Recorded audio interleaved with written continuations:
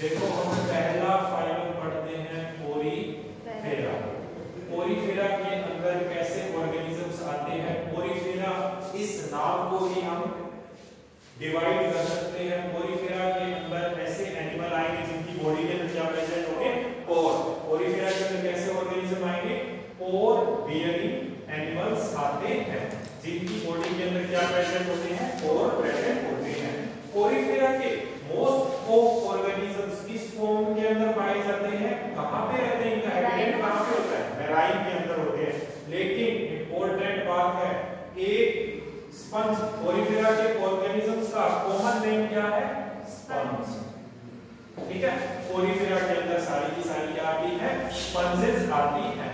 ठीक है, पोरीफेरा का एक ऐसा ऑर्गेनिज्म जो फ्रेश वाटर के अंदर पाया जाता है, स्पोंजिला। स्पोंजिला कहां पे पाया जाता है, इसका हैबिटेट क्या होता है, फ्रेश वाटर, इसीलिए इसको ही हम क्या बोलते हैं, फ्रेश वाटर स्पंज बोला जाता है। ठीक है, पोरीफेरा के अंदर जितने भी ऑर्गेनिजम्स होते हैं वो क्या होते हैं, हर्माफ्रोडाइट। हर्माफ्रोडाइट का मतलब sexes are not separate, male और फीमेल एक ही सिंगल बॉडी के अंदर प्रेजेंट होते हैं, यानी कि सेक्सेस आर नॉट सेपरेट। इस कंडीशन को क्या बोलते हैं, हर्माफ्रोडाइट बोलते हैं। इनके अंदर डाइजेशन कैसा होता है, इंट्रासेल्युलर डाइजेशन होता है। अब आते हैं इनके अंदर ऑर्गेनाइजेशन, लेवल ऑफ ऑर्गेनाइजेशन कैसा होगा पोरीफेरा के अंदर, cellular level of organisation, cellular level of organisation, यानी कि इनके अंदर सेल्स इकट्ठी होकर के डिवीजन ऑफ लेबर के थ्रू काम करती हैं। ठीक है, सेकंड ये क्या होते हैं, ए सिमेट्रिकल, इनकी कोई भी फिक्स सिमेट्री नहीं होती है। और सिलोम इनके अंदर कैसी होती है बताओ, एक सिलोम है, इनके अंदर सिलोम होती नहीं, क्यों नहीं होती, क्योंकि इनके अंदर जर्म लेयर तीनों प्रेजेंट ही नहीं होती। तीनों जर्म लेयर ट्रिप्टोब्लास्टिक, पहला फाइलम कौन सा था, प्लैटीहेलमिन्थी से स्टार्ट हुई थी। उसके बाद में इनके अंदर जो स्केलेटन होता है इनका स्केलेटन, यानी कि इनका कंकाल तंत्र किससे मिलकर बना होता है, स्पॉन्जीन फाइबर प्लस स्पाइक्यूल से मिलकर बना होता है। किससे, स्पॉन्जीन फाइबर प्लस स्पाइक्यूल से मिलकर के बना होता है। इनके अंदर डेवलपमेंट कैसा होता है, इनका डेवलपमेंट कैसा होता है, इनडायरेक्ट। इनडायरेक्ट डेवलपमेंट का क्या मतलब हुआ, इनके अंदर लार्वा स्टेज क्या है, लार्वा स्टेज प्रेजेंट है। लार्वा स्टेज प्रेजेंट होने का मतलब कि अडल्ट बनने से पहले क्या बनता है, इनके अंदर लार्वा की फॉर्मेशन होती है। दो टाइप के लार्वा प्रेजेंट होते हैं, एक तो होता है पैरेन्काइमुला, ये क्या होता है, पैरेन्काइमुला। ये कौन सा लार्वा प्रेजेंट होता है, एम्फीब्लास्टुला। और इस फाइलम की एक स्पेशलिटी है, क्या, कौन सा सिस्टम प्रेजेंट होता है इनके अंदर, वाटर कैनाल सिस्टम इनके अंदर प्रेजेंट होता है। इनके वाटर कैनाल सिस्टम का डायग्राम बना करके हम देखते हैं। मान लो ये कोई स्पंज है, ये किसी सबस्ट्रेट से जुड़ी हुई है, ये सबस्ट्रेटम है, आधार है, बेस है, इससे जुड़ी हुई, ये क्या है, एक स्पंज है। ठीक है, तो इसकी बॉडी कितनी लेयर से मिलकर बनी होती है, दो लेयर से मिलकर के बनी होती है। देखो अभी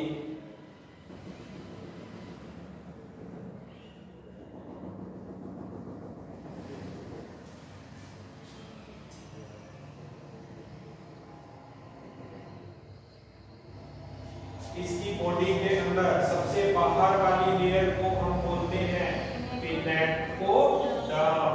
ठीक है, आउटर मोस्ट लेयर होती है। उसके बाद में अंदर वाली लेयर को क्या बोलते हैं हम, कोइनोडर्म।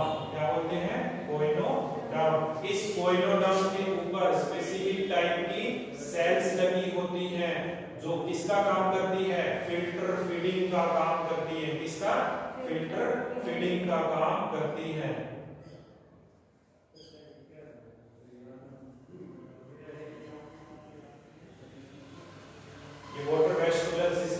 इसकी क्या है, स्पेशलिटी है। इन सेल्स को हम क्या बोलते हैं, कोइनोसाइट्स। कोइनोसाइट्स किसका काम करती है, फिल्टर फीडिंग का, यानी कि इनकी जो ओपनिंग होती है बाहर वाली, उससे कोई फूड एंटर होता है तो किसको रखना और किसको नहीं रखना है।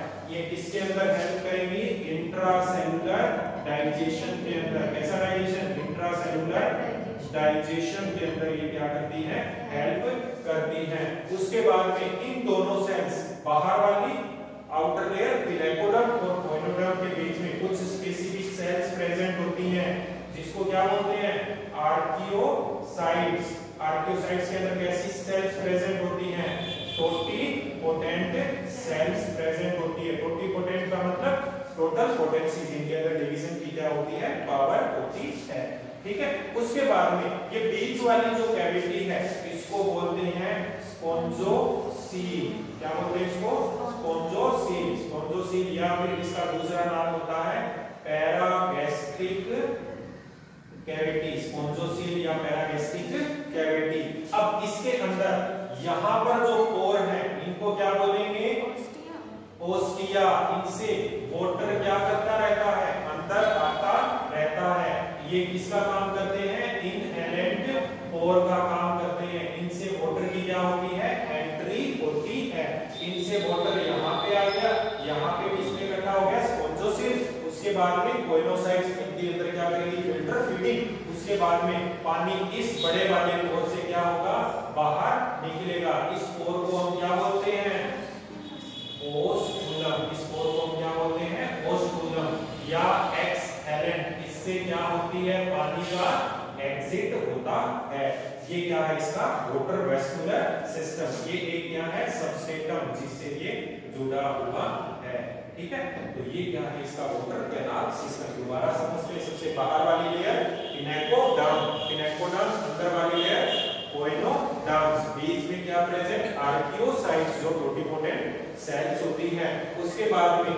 आपकी पिनेकोडर्म के अंदर छोटे से स्मॉल पोर, जिनको क्या बोलेंगे, ओस्टिया, जिनसे वाटर की एंट्री और वाटर का एग्जिट इससे ओस्टुलम, एक्सहेलेंट एग्जिट होता है उसका। बीच में कौन सी कैविटी, स्पोंजोसील या पैरागैस्ट्रिक कैविटी प्रेजेंट होती है। कोइनोसाइट्स कहां पे लगी होती है, कोइनोडर्म के ऊपर, फिल्टर फीडिंग का काम करती है, इंट्रासेल्युलर डाइजेशन में हेल्प करती है। अब इस वाटर कैनाल सिस्टम के क्या-क्या काम है, सबसे पहला काम क्या होता है, डाइजेशन का। सबसे पहला काम क्या होता है, डाइजेशन का। सेकंड काम क्या होता है, रेस्पिरेशन का। थर्ड काम क्या होता है, एक्सक्रीशन का। और फोर्थ काम क्या होता है, गैमेट ट्रांसफर का। किसका काम होता है, गैमेट ट्रांसफर का काम होता है। Digestion, respiration, excretion and gamete transfer का काम करता है। इसके अंदर फर्टिलाइजेशन कैसा होता है, एक्सटर्नल। फर्टिलाइजेशन कैसा होता है,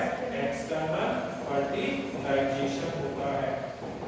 बात करते हैं इसके एग्जांपल्स की। पोरिफेरा के अंदर हम कौन-कौन से ऑर्गेनिजम्स को शामिल करते हैं, इनका कॉमन नेम क्या था, स्पंज। सबसे पहले साइकोन, साइकोन या स्काइफा।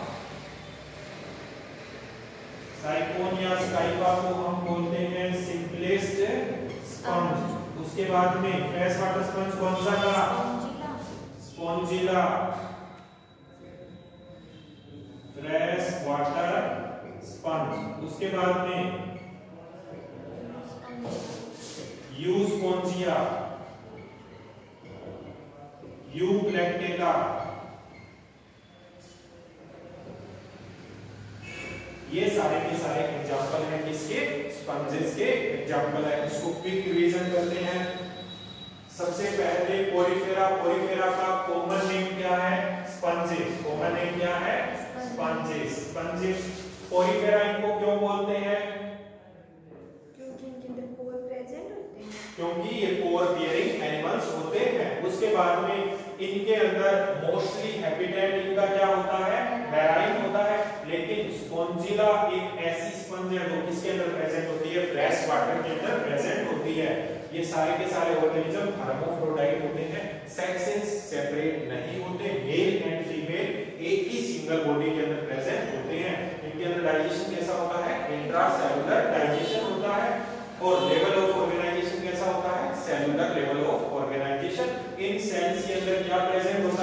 डिवीजन ऑफ लेबर, अलग अलग सेल्स अलग अलग तरीके के काम करती हैं। डिवीजन ऑफ लेबर क्या होता है, प्रेजेंट होता है।